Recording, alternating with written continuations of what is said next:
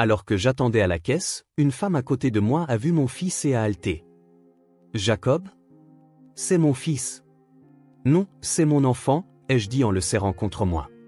Il a disparu il y a 8 ans. Cette forme d'oreille, j'en suis certaine. Mon portefeuille a glissé de mes mains. Avant de commencer l'histoire, n'oubliez pas de laisser un like et de vous abonner à la chaîne pour voir plus d'histoires comme celle-ci. Ce matin-là, un silence paisible régnait sur la petite ville de Concord, en Nouvelle-Angleterre.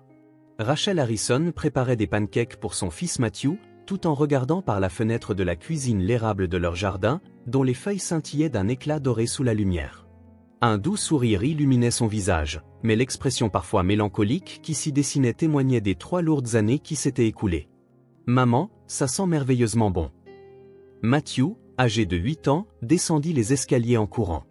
Avec ses cheveux châtains en bataille après la nuit et ses yeux verts pétillants, il enlaça la taille de sa mère. Rachel caressa doucement la tête de son fils. Sans cet enfant, elle n'aurait jamais pu surmonter la mort soudaine de son mari, David, survenue 3 ans plus tôt. Comme c'est samedi, j'ai mis des pépites de chocolat spécialement pour toi. Rachel se retourna et déposa un léger baiser sur la joue de son fils. Mais tu dois d'abord bien te brosser les dents.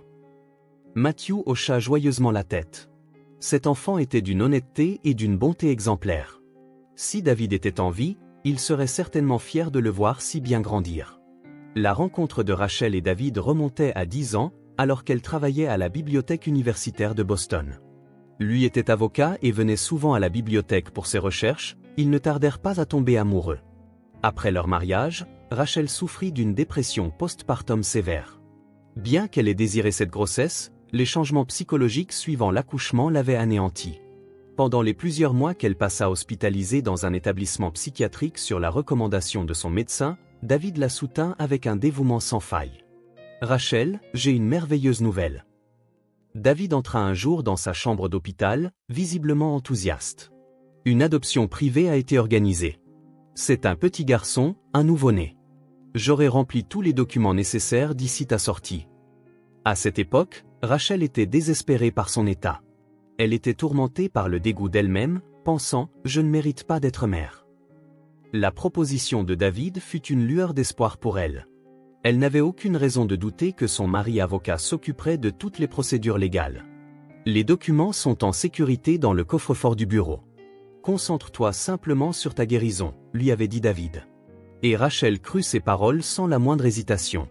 Après sa sortie, Rachel se souvient encore vivement de l'émotion qu'elle ressentit en tenant Matthew, âgé de 3 mois, pour la première fois. Au moment où sa petite main a agrippé son doigt, toute son anxiété disparut et son instinct maternel s'éveilla. Les liens du sang n'avaient pas d'importance. Cet enfant était sans aucun doute son fils. Il y a 3 ans, en automne, David fut tué dans un accident de la route alors qu'il se rendait au travail. Une collision frontale avec une voiture qui avait dérapé sur la chaussée détrempée par la pluie. Matthew, alors âgé de 5 ans, mit du temps à comprendre la mort de son père. « Quand est-ce que papa rentre ?» demandait-il sans cesse, et Rachel lui expliquait à travers ses larmes. Après la mort de son mari, elles déménagèrent dans une petite maison à Concord. Rachel commença à travailler comme bibliothécaire à la bibliothèque municipale et Matthew fut inscrit à l'école primaire locale. La vie à 2 n'était pas toujours facile, mais elles se construisirent un nouveau quotidien en se soutenant mutuellement. « Maman, on va au supermarché aujourd'hui, n'est-ce pas ? Je veux venir avec toi, dit Matthew, la bouche couverte de sirop d'érable. « Bien sûr. Nous devons préparer ta fête d'anniversaire de la semaine prochaine. » Rachel sourit. Il ne restait plus qu'une semaine avant l'anniversaire de Matthew. Il prévoyait une fête modeste, avec les amis du quartier, un gâteau fait maison et des petits jeux dans le jardin. Ils ne pouvaient plus organiser les fêtes somptueuses qu'ils avaient l'habitude d'avoir quand David était en vie, mais elle voulait offrir à son fils un moment chaleureux et rempli d'amour. Ils quittèrent tous les deux la maison, main dans la main. La douce lumière du soleil d'automne caressait leurs joues, et au loin, on entendait des rires d'enfants. Rachel prit une profonde inspiration. Elle souhaitait que ce quotidien paisible dure éternellement. 3 jours avant l'anniversaire de Matthew. Lorsque Rachel rentra du travail, il écrivait soigneusement les adresses sur la dernière invitation étalée sur la table de la cuisine. C'était une petite fête pour 6 de ses camarades de classe, mais pour son fils, c'était le plus grand événement de sa vie. « Maman, on fait vraiment un gâteau au chocolat ?» Matthew posa son cahier de devoirs et s'assit à côté de sa mère. On le mélange avec de la vanille comme l'année dernière? On le fera comme tu veux. C'est toi la vedette. Rachel tapota légèrement l'épaule de son fils. Mais n'oublie pas Tommy, qui a des allergies. Matthew hocha la tête sérieusement. La gentillesse de cet enfant réchauffait toujours le cœur de Rachel. Même sans lien de sang, elle était convaincue que les 8 années passées ensemble avaient forgé son caractère. Elle se souvenait des mots que David avait l'habitude de dire, « La famille n'est pas liée par le sang, mais par l'amour ». Ce soir-là, après avoir couché Matthew, Rachel s'assit sur le canapé du salon en sirotant un thé chaud. Dehors, les feuilles d'érable, illuminées par les lampadaires, dansaient dans le vent. Ce moment de calme était le plus paisible de sa journée. Durant les 3 années qui avaient suivi la perte de son mari, elle se sentait parfois submergée par la solitude, mais la présence de Matthew lui apportait un soutien émotionnel inestimable. Le lendemain matin, Matthew se réveilla plus tôt que d'habitude. Alors que Rachel préparait le petit déjeuner dans la cuisine, son fils descendit les escaliers. Contrairement à son attitude énergique habituelle, il avait une expression quelque peu confuse. « Bonjour, Matthew. Tu es matinal aujourd'hui. » Rachel se retourna. « As-tu bien dormi ?» Matthew hésita un instant avant de répondre. « Oui, mais j'ai fait un rêve étrange. »« Quel genre de rêve ?» demanda Rachel en versant du jus d'orange dans un verre. « Je ne me souviens pas très bien, mais quelqu'un m'appelait. Mais pas par le nom de Matthew. » Son fils pencha la tête. « C'était quoi ? » Jacob. Je crois que c'était quelque chose comme ça. Les mains de Rachel s'immobilisèrent un instant. Cependant, elle se dit que les rêves d'enfants n'avaient rien d'inquiétant. C'est un rêve intéressant. Mais il se passe toutes sortes de choses dans les rêves. Tu n'as pas à t'en faire. Matthew hocha la tête, mais semblait toujours pensif. Après avoir fini son petit déjeuner, il partit pour l'école comme d'habitude, mais une petite inquiétude persistait dans le cœur de Rachel. Cet après-midi-là, à la bibliothèque, Rachel n'arrivait pas à se concentrer. Le nom de Jacob que Matthew avait mentionné ne quittait pas ses pensées. Cependant, elle se raisonna, se disant qu'il était ridicule de douter de son fils après 8 ans passés ensemble. Elle était certaine que David avait géré toutes les procédures correctement. Le soir, quand Matthew rentra de l'école, il aborda de nouveau un sujet similaire. « Aujourd'hui, pendant que j'étais dans la lune en classe, je crois que je me suis encore souvenu de quelque chose d'étrange, » dit Matthew en posant son sac. « J'ai rêvé que j'étais dans une chambre bleue. Mais on n'a pas de chambre bleue à la maison, n'est-ce pas ?» Rachel posa sa main sur le front de son fils. Il n'avait pas de fièvre. « Tu es peut-être fatigué. On a été bien occupé cette semaine à préparer ton anniversaire. »« Peut-être, » répondit honnêtement Matthew. Mais la confusion restait visible sur son visage. La 3e nuit, Rachel entendit une voix étrange dans le couloir. C'étaient des paroles prononcées en dormant qui provenaient de la chambre de Matthew. Quand elle colla son oreille à la porte, elle put entendre la petite voix de son fils qui filtrait. « Karen, Karen, où es-tu » Le cœur de Rachel se mit à battre violemment. Elle n'avait aucun souvenir du nom de Karen. Il n'y avait ni amie, ni enseignante portant ce nom dans l'entourage de Matthew. Cependant, la voix de son fils avait une tonalité nostalgique, comme s'il cherchait quelqu'un d'important. Le lendemain matin, elle interrogea Matthew sur ses paroles de la nuit précédente. « Connais-tu quelqu'un qui s'appelle Karen » demanda Rachel aussi naturellement que possible. Matthew secoua la tête. « Non, mais quand j'entends ce nom, il me semble familier. Je me demande pourquoi. » Rachel sourit tout en dissimulant son trouble. « Tu l'as probablement entendu quelque part à la télévision ou dans un livre. » Cependant, l'anxiété grandissait en elle. Le comportement de son fils était clairement différent. Le contenu de ses rêves était trop spécifique. Peut-être qu'elle était en train de négliger quelque chose d'important. Inquiète, Rachel décida de consulter Jennifer Smith, la conseillère d'orientation de l'école. Jennifer était une femme douce, en qui de nombreux enfants et parents avaient confiance. « J'ai un souci concernant Matthew. » Rachel se rendit au bureau de la conseillère après l'école. Récemment, il fait des rêves étranges. Après avoir écouté attentivement son récit, Jennifer lui offrit un sourire rassurant. « Rachel, c'est en fait très courant. Les enfants entre 8 et 9 ans, en particulier, ont une imagination très riche et la frontière entre la réalité et les rêves peut devenir floue. Mais appeler des noms qu'il ne connaît pas? Ce n'est pas inhabituel non plus. Les émissions de télévision, les livres, les conversations avec des amis? Le cerveau des enfants se mélange parfois en traitant toutes ces informations. Matthew est un enfant brillant. Raison de plus.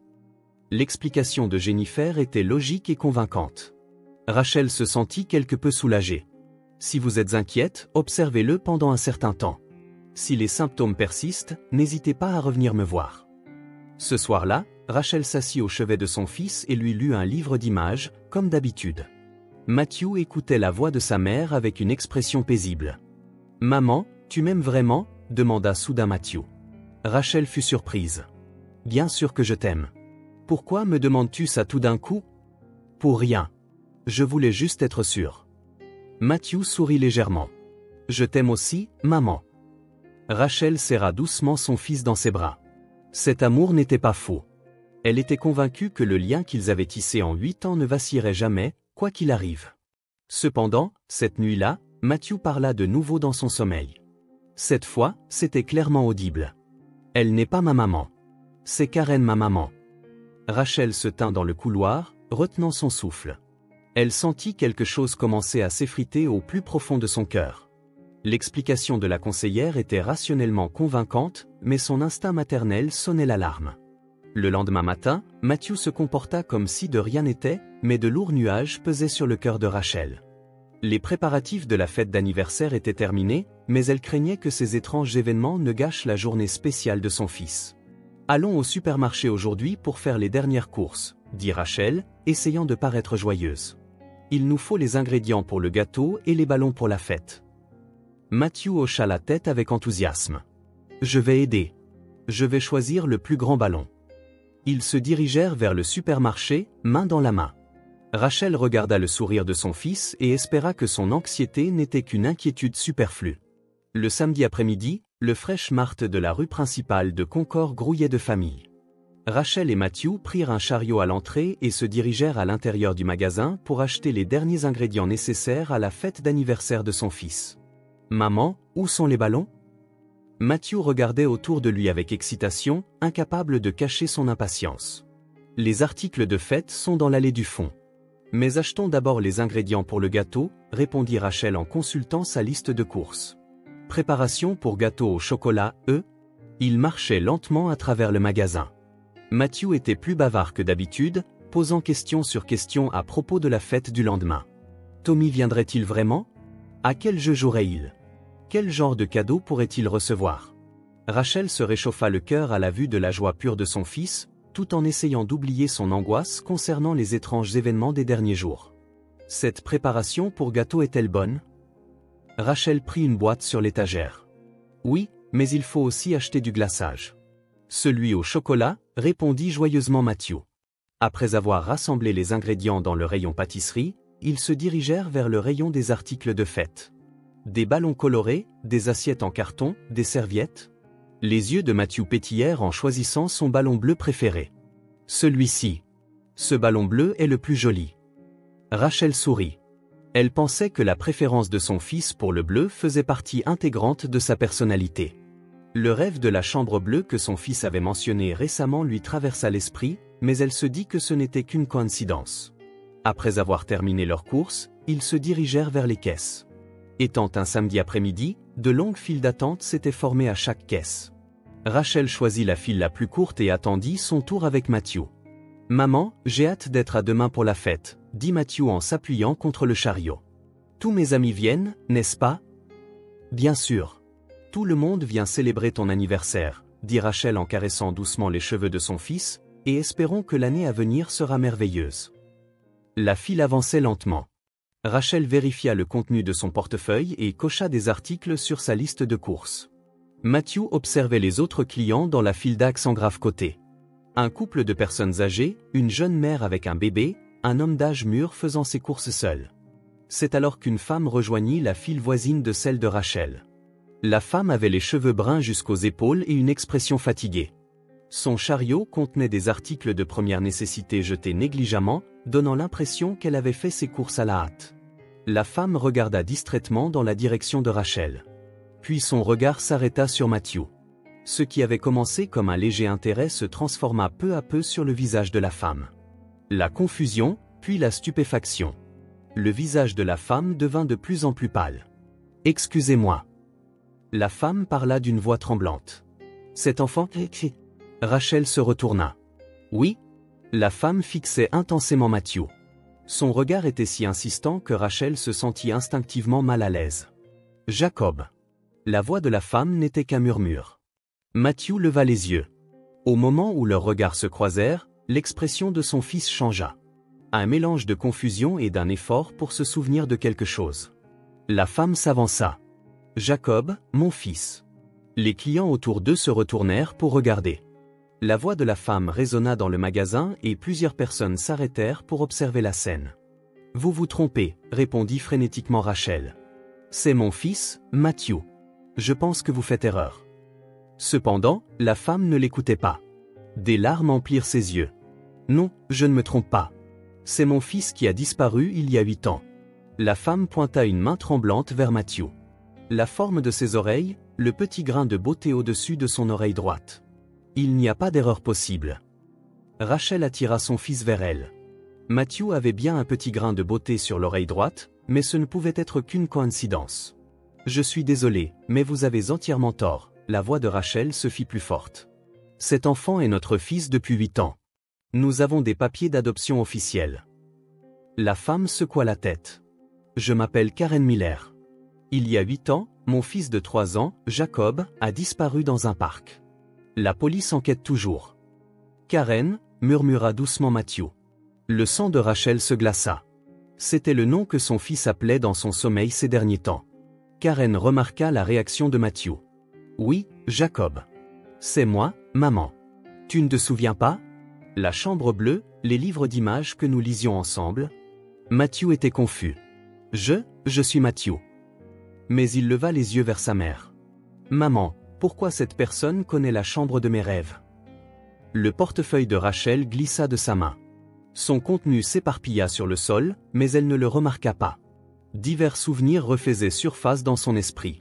La proposition soudaine d'adoption de David, le fait de n'avoir jamais vu les documents, les rêves étranges récents de son fils.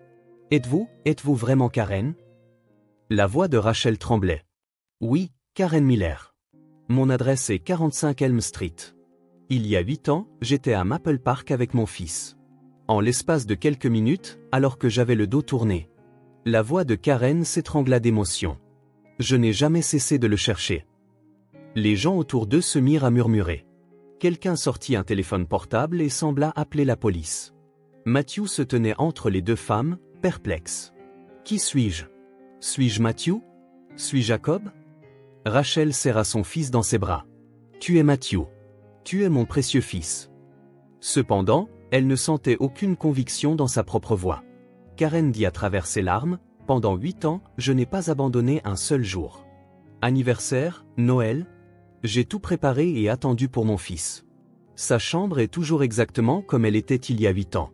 Mais nous avons des documents officiels, affirma désespérément Rachel. Mon mari était avocat. Tout était légal. S'il vous plaît, attendez ici jusqu'à l'arrivée de la police. Un homme qui semblait être le directeur du magasin apparut et guida les 3 personnes vers un bureau à l'arrière du magasin.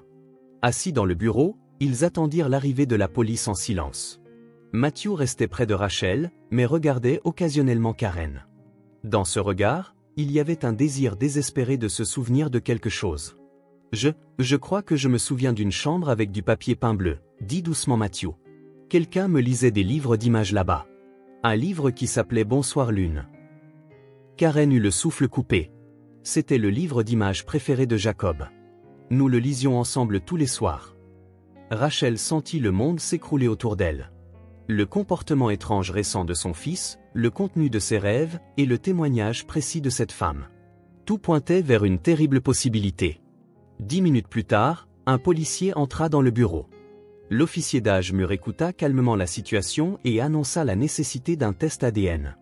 Pour le moment, les 2 affirmations doivent être vérifiées, dit l'officier. Jusqu'à ce que les résultats du test ADN soient disponibles, l'enfant restera avec sa tutrice actuelle.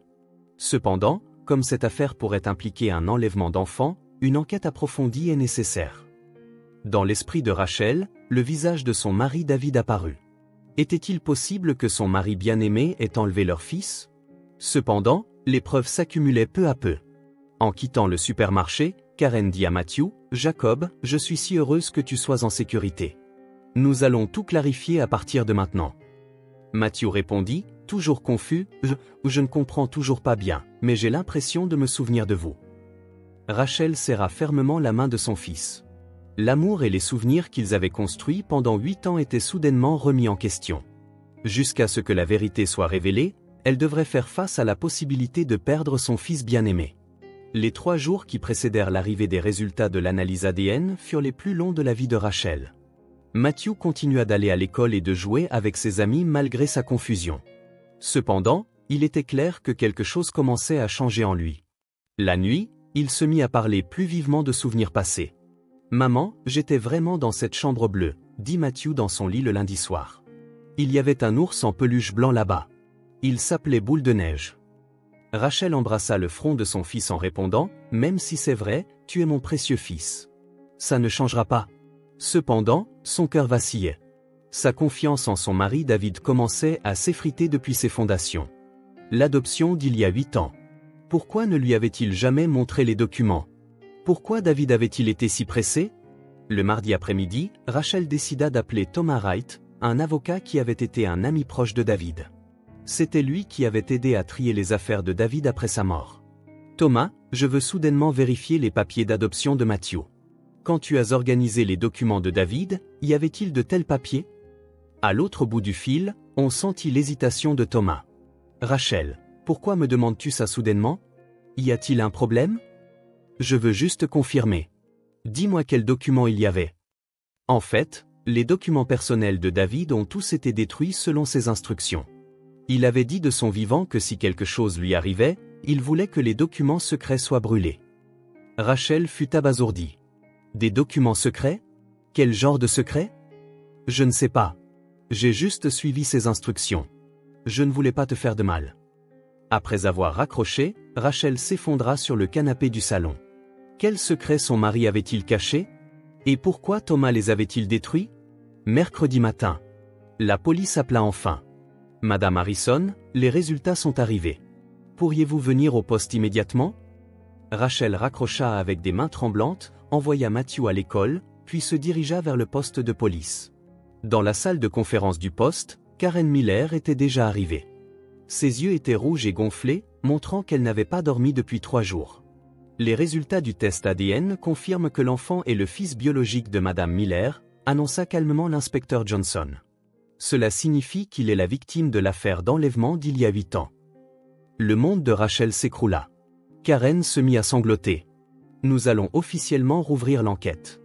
Madame Harrison, je suis désolé, mais nous devons perquisitionner votre domicile.